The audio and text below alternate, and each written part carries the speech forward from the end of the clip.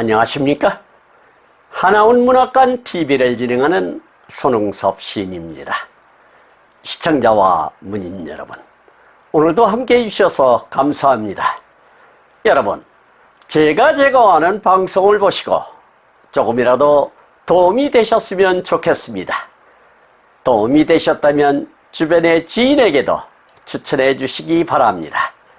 하나운 시인을 널리 알리는 것은 진행자의 사명이며 큰 보람입니다. 오늘 소개할 자서전은 나의 슬픈 발생기 챕터 113 절대적인 상황을 소개하도록 하겠습니다. 절대적인 상황은 1962년 7월 30일 사판으로 발행된 나의 슬픈 발생기 271페이지에 수록된 글을 근거로 방송하게 됨을 알려드립니다. 챕터 113 절대적인 상황. 인기척이 있으니 그 여자 보안소원은 놀라면서 어리둥절하며 일어선다.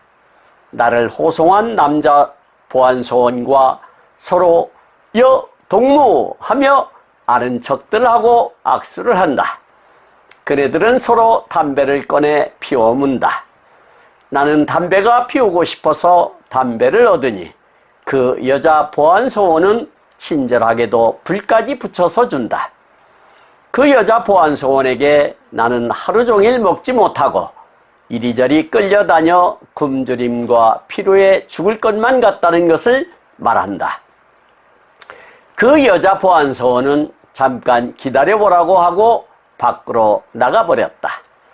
한참이나 있더니 그 여자 보안소원은 무엇을 가지고 왔는지 신문지 종이로 싼 것을 내 앞에다 내민다. 나는 염치도 없이 그냥 고맙습니다 하고 신문지 종이 꾸레미를 헤친다.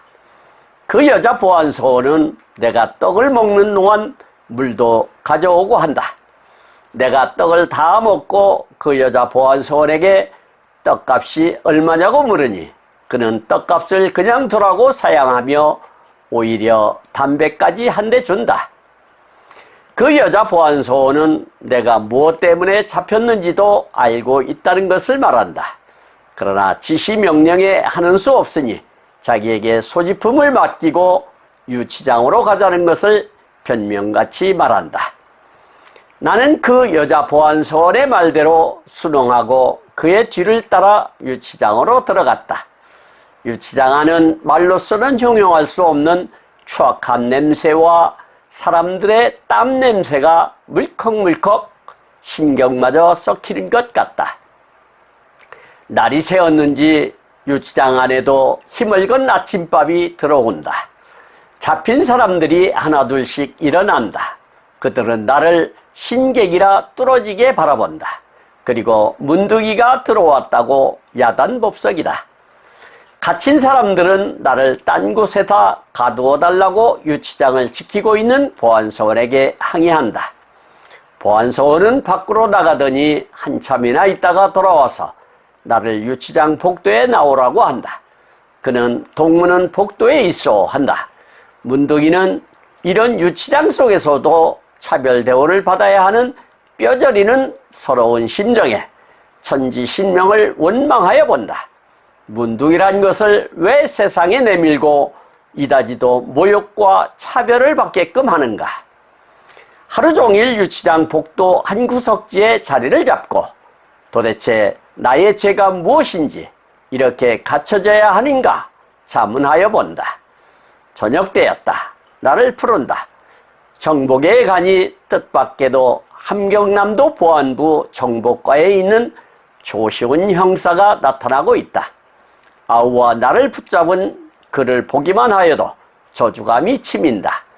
그놈을 보자마자 육감에 오는 것이 또 무슨 불길한 일이 나를 못살게 할 것이 아닌가 하는 불안이 마음을 어둡게 한다. 그는 동무 어디로 갔다가 이렇게 붙잡혔소 하며 조롱되는 것이었다. 나는 아무 대꾸도 하지 않았다. 그는 나의 룩사꾸를 뒤져보면서 이것이 모두 뭐요? 하고 묻는다. 나는 보시면 알지 않겠소? 라고만 대답하였다. 그는 동무는 병보석 중이라 집에서 외출을 금하고 근신하고 있으라니까 제멋대로 이남까지 가는 거요? 가려면 사전에 허가를 받아서 가는 것이 옳지 함부로 가는 거요? 그래, 이남에 가서 또 무슨 음모를 하고 왔어? 하면서 눈을 부리부리 뜨고서 고함을 친다. 나는 여보시오, 음모는커녕 내 코가 석자라 빠져 죽을 판인데 음모가 뭐요? 약을 구하고 오는 길에 이 꼴이 되었소. 형사는 잔말 마라. 뭐가 약 구하러 가는 거야? 한다. 나는 어처구니가 없어 당신이 그렇게 말하면 나로서는 할 말이 없어 하고 말하니 그는 좋다 가 한다. 다시 나는 유치장으로 들어간다. 유치장은 자체가 괴짝 같다. 가슴이 터질 것 같이 갑갑하다. 출입하는 문과 공기 뽑는 손바닥만한 창구멍 밖에는 어떻게 뚫고 나갈 수 없는 철동 속이다. 이것을 뚫고 나갈 수 없는 것인가? 또 나의 문둥이란 꽉 막힌 운명의 벽을 뚫고 나갈 수 없는가? 뚫고 나갈 수 없는 절대적 상황인가? 아니, 나를 다시 회복할 수 있는 길은 과연 무엇일까? 이 문둥이가 나를 다시 찾는다는 진실된 자아는 도대체 무엇이냐? 혼란하는 생각에 밤만 깊어간다. 잠이 정녕 오지 않고. 유치장 안은 고요하다. 태고의 동굴 속같이 정말로 고요하다. 전등만 비치고 숙직하는 보안소원이 졸고만 있다라고 챕터 113을 기록하고 있습니다. 시청하시면서 혹 이해가지 않는 문장이 있었나요? 아니면 어려운 단어가 있었나요? 조금 더 깊이 있게 살펴보도록 하겠습니다. 첫 번째 단원을 보도록 하겠습니다. 인기척이 있으니 그 여자 보안소원은 놀라면서 어리둥절하며 일어선다. 나를 호송한 남자 보안소원과 서로 동무하며 아른 척들 하고 악수를 한다. 그네들은 서로 담배를 꺼내 피워 문다. 나는 담배가 피우고 싶어서 담배를 얻으니 그 여자 보안소원은 친절하게도 불까지 붙여서 준다. 그 여자 보안소원에게 나는 하루 종일 먹지 못하고 이리저리 끌려다녀 굶주림과 피로에 죽을 것만 같다는 것을 말한다. 그 여자 보안소원은 잠깐 기다려보라고 하고 밖으로 나가버렸다. 한참이나 있더니 그 여자 보안소원은 무엇을 가지고 왔는지 신문지 종이로 싼 것을 내 앞에다 내민다. 나는 염치도 없이 그냥 고맙습니다 하고 신문지 종이 꾸러미를 헤친다. 그 여자 보안소원은 내가 떡을 먹는 동안 물도 가져오고 한다. 내가 떡을 다 먹고 그 여자 보안소원에게 떡값이 얼마냐고 물으니 그는 떡값을 그냥 두라고 사양하며 오히려 담배까지 한 대 준다라고 챕터 113을 열고 있는데요. 하우는 고원 보안부에 도착하여 여자 보안소원에게 배가 고프다는 푸념을 늘어놓았던가 봅니다. 그러자 그 여자 보안소원은 밖으로 나가더니 신문에 둘둘 마른 것을 건네주어 펼쳐보니 떡이었다고 하네요. 혹 목이 마를까봐 물까지 챙겨주었다니 사람 사는 세상은 기본적 인류는 살아 숨쉬고 있었나 봅니다. 심지어 떡값까지도 받지 않았다니 보나마나 가정교육이 잘 된 집안에서 자란 인성 좋은 여자 소원이 아니었을까 유추해 봅니다. 심지어 담배에 불까지 붙여주었다니 보통 인성의 소유자가 아니었음을 짐작해야 합니다. 보통 권력기관에 근무하면 오만과 권위적인 측면이 있는 편인데 말입니다. 여자 보안소원은 아마도 당직 중이지 아니었을까 싶네요.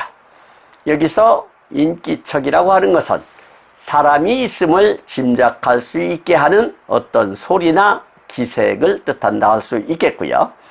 어리둥절이라고 하는 것은 뜻밖의 일 때문에 정신을 차릴 수 없을 정도로 얼떨떨하다라는 뜻이 되겠습니다. 그리고 담배라고 하는 것은 담배의 잎을 말려서 가공하여 피우는 물건을 통틀어 이르는 말이 되겠습니다. 염치라고 하는 것은 체면을 생각하거나 부끄러움을 아는 마음을 뜻한다 할 수 있겠고요. 꾸렘이라고 하는 것은 불이망의 비표준어로서 가는 새끼로 그물같이 얽어서 소의 주둥이에 씌우는 물건을 뜻하나 여기서는 꾸러미를 뜻한다 할 수 있겠습니다. 떡이라고 하는 것은 곡식가루를 찌거나 삶아 익힌 음식을 통틀어 이르는 말이 되겠습니다. 사양이라고 하는 것은 겸손하여 응하지 않거나 받지 않음을 뜻하는 말이 되겠습니다. 다음 단어를 보도록 하겠습니다. 그 여자 보안소원은 내가 무엇 때문에 잡혔는지도 알고 있다는 것을 말한다. 그러나 지시 명령에 하는 수 없으니 자기에게 소지품을 맡기고 유치장으로 가자는 것을 변명같이 말한다. 나는 그 여자 보안소원의 말대로 순응하고 그의 뒤를 따라 유치장으로 들어갔다. 유치장 안은 말로서는 형용할 수 없는 추악한 냄새와 사람들의 땀 냄새가 물컥물컥 신경마저 썩히는 것 같다. 날이 새었는지 유치장 안에도 힘을건 아침밥이 들어온다. 잡힌 사람들이 하나둘씩 일어난다. 그들은 나를 신객이라 뚫어지게 바라본다. 그리고 문둥이가 들어왔다고 야단법석이다. 갇힌 사람들은 나를 딴 곳에다 가두어 달라고 유치장을 지키고 있는 보안소원에게 항의한다 라고 기록하고 있는데요. 여자 보안소원은 하온이 왜 연행되었는지도 알고 있었으며 절차상 소지품을 맡기고 유치장으로 가자고 하여 순순히 따랐다고 하네요. 호의를 베푼 여자 서원에게 어찌 화풀이를 하며 저항했겠습니까? 저항해보았자 또 득될 것도 없다는 것이 뻔한 일이기에 따랐겠지만요. 유치장 안에 들어가니 고약한 냄새가 신경을 쓰게 했던가 봅니다. 이 대목에서 유치장의 실태를 엿볼 수 있을 것 같습니다. 그런데 문제는 먼저 들어온 사람들이 하온이 문둥이라는 것을 알고 어찌 문둥이와 함께 있을 수 있느냐며 야단법석을 떨었던가 봅니다. 그러면서 유치장을 지키는 담당 보안소원에게 분리수감시켜달라고 항의를 했다고 하네요. 어쩌면 당연한 항의가 아니었을까 싶습니다. 그 당시의 정서로는 문둥이는 사람 취급을 받지 못하였을 뿐더러 감염의 우려를 염려했기 때문이겠지요.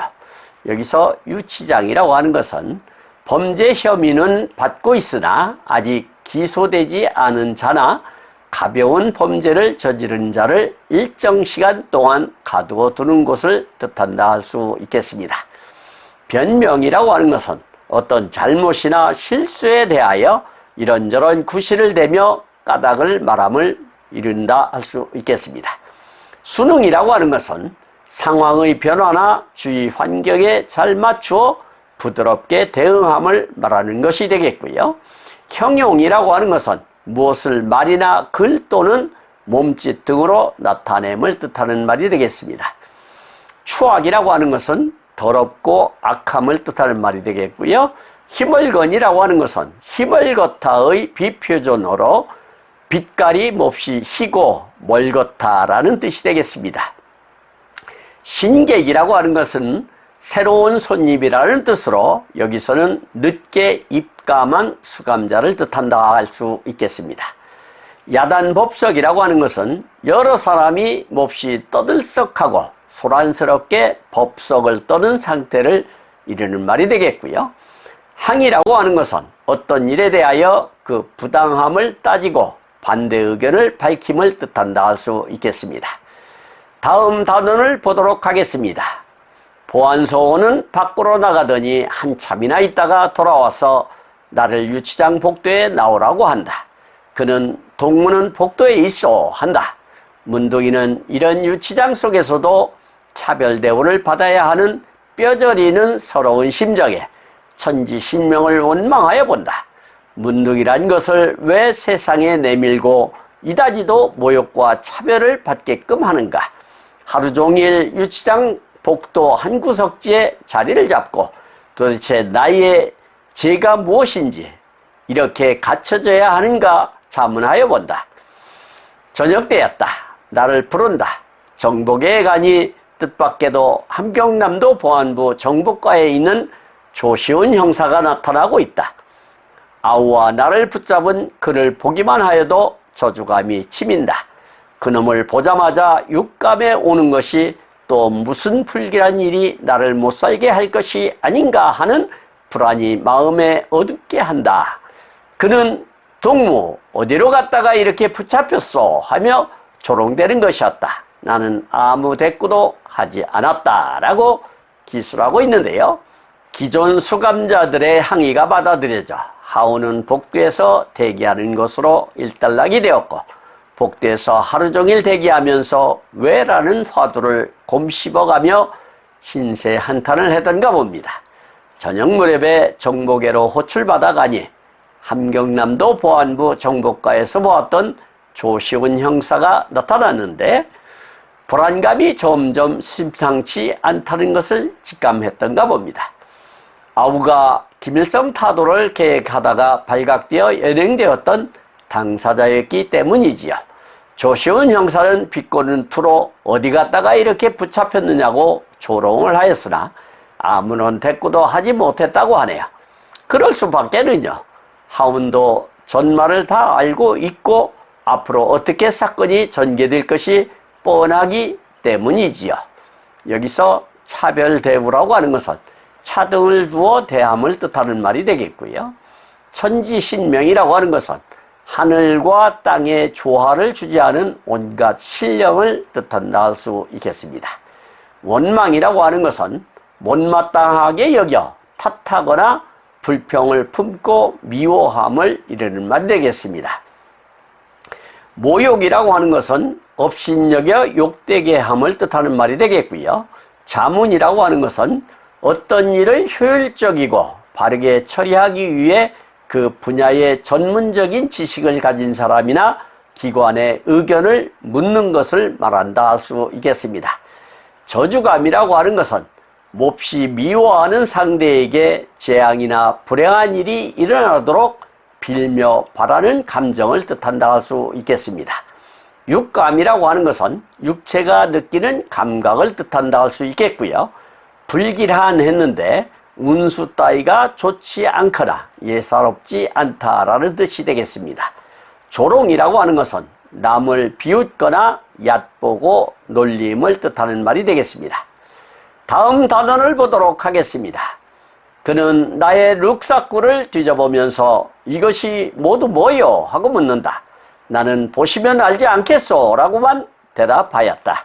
그는 동무는 병보석 중이라 집에서 외출을 금하고 근신하고 있으라니까 제멋대로 이남까지 가는 거요?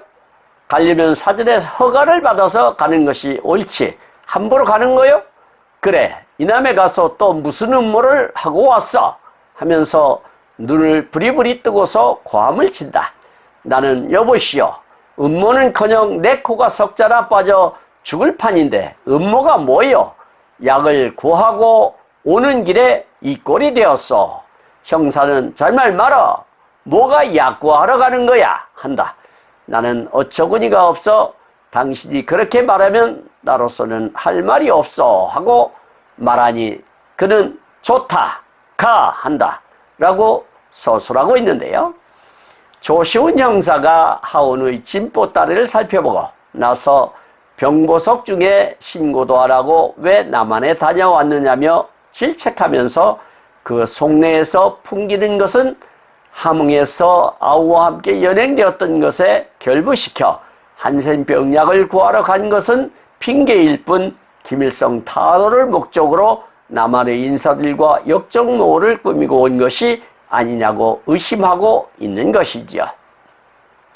그러자 하우는 내 코가 석자인데 무슨 그런 일에 여념이 있을 수 있느냐고 반문했지만 보안부의 입장에서 보자면 충분한 혐의점이 있다고 볼 수 있겠지요. 아무리 변명을 한들 그렇게 생각한다면 할 말이 없어 하며 입을 다물자 그럼 더 이상 취조할 것도 없으니 유치장으로 돌려보냈던가 봅니다. 여기서 룩사크라고 하는 것은 일본식 영어 발음으로 물건을 넣어 등에 질 수 있도록 만든 등산용 배낭을 뜻한다 할 수 있겠습니다. 병보석이라고 하는 것은 구류 중인 미결수가 병이 날 경우 그를 석방하도록 하는 일을 뜻한다 할 수 있겠고요. 근신이라고 하는 것은 처벌로서 일정한 기간 동안 출근이나 등교, 직무 따위를 하지 아니하고 말이나 행동을 삼감을 뜻한다 할 수 있겠습니다. 허가라고 하는 것은 공적인 입장이나 윗사람의 입장에서 어떤 행동이나 일을 할 수 있게 함을 뜻하는 말이 되겠고요. 함부로라고 하는 것은 마음대로 마구라는 뜻이 되겠습니다. 음모라고 하는 것은 남모르게 나쁜 일을 꾸밈을 뜻하는 말이 되겠고요. 잔말이라고 하는 것은 아무 쓸데없이 자질구레하게 늘어놓는 말을 뜻한다 할 수 있겠습니다. 어처군이라고 하는 것은 없다와 함께 쓰여 뜻밖이거나 한심해서 기가 막힘을 이르는 말이 되겠습니다. 마지막 단원을 보도록 하겠습니다. 다시 나는 유치장으로 들어간다. 유치장은 자체가 괴짝 같다. 가슴이 터질 것 같이 갑갑하다. 출입하는 문과 공기 뽑는 손바닥만한 창구멍 밖에는 어떻게 뚫고 나갈 수 없는 철통 속이다. 이것을 뚫고 나갈 수 없는 것인가? 또 나의 문득이란 꽉 막힌 운명의 벽을 뚫고 나갈 수 없는가? 뚫고 나갈 수 없는 절대적 상황인가? 아니, 나를 다시 회복할 수 있는 길은 과연 무엇일까? 이 문둥이가 나를 다시 찾는다는 진실된 자아는 도대체 무엇이냐? 혼란하는 생각에 밤만 깊어간다. 잠은 정녕 오지 않고 유치장 안은 고요하다. 태고의 동굴 속같이 정말로 고요하다. 전등만 비치고 숙직하는 보안소원이 졸고만 있다라고 챕터 113을 마감짓고 있습니다. 하운이 유치장으로 돌아와서는 앞으로 어떻게 하면 이 위기를 벗어날 수 있을까에 골똘했던가 봅니다. 명석한 두뇌의 소유자이기에 번뜩이는 아이디어와 돌쇠 같은 육체의 소유자로서 이 위기를 돌파할 궁리를 꾸준히 했겠지요. 문둥이와는 함께할 수 없다고 야단 법석을 떨었던 수감자들은 다 방면이 되었는지 유치장으로 돌아갔더니 다행입니다만 아마도 탈출을 모색하려는 생각에 잠도 오지 않았을 것입니다. 출입문과 손바닥만한 창문만 있을 뿐이라니 얼마나 열악한 공간이었을까요? 하운이 잠을 이루지 못하는 동안 전등불만 비추고 고요 속에 보안소원도 졸고 있었나 봅니다. 과연 하운의 앞날은 어떻게 전개될까요? 여기서 괴짝이라고 하는 것은 물건 따위를 담기 위해 나무로 만든 네모난 통을 두루 이루는 말이 되겠습니다. 갑갑이라고 하는 것은 일이 뜻대로 되지 않아 후련하지 못하고 답답하다라는 뜻이 되겠습니다. 그리고 회복이라고 하는 것은 원래의 좋은 상태로 되돌리거나 원래의 상태를 되찾음을 뜻하는 말이 되겠습니다. 자아라고 하는 것은 사고, 감정, 의지, 체험, 행위 등의 여러 작용을 주관하며 통일하는 주체를 뜻한다 할 수 있겠습니다. 혼란이라고 하는 것은 일따위가 갈피를 잡을 수가 없게 뒤섞여 어지러움을 뜻하는 말이 되겠습니다. 정정이라고 하는 것은 정령의 잘못된 표기로서 거짓이 없이 진실하게 라는 뜻이 되겠습니다. 고요라고 하는 것은 잠잠하고 조용한 상태를 뜻하는 말이 되겠고요.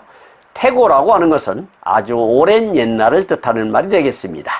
숙직이라고 하는 것은 관청, 회사, 학교 등의 직장에서 건물이나 시설 등을 밤새도록 지킴을 뜻하는 말이 되겠습니다.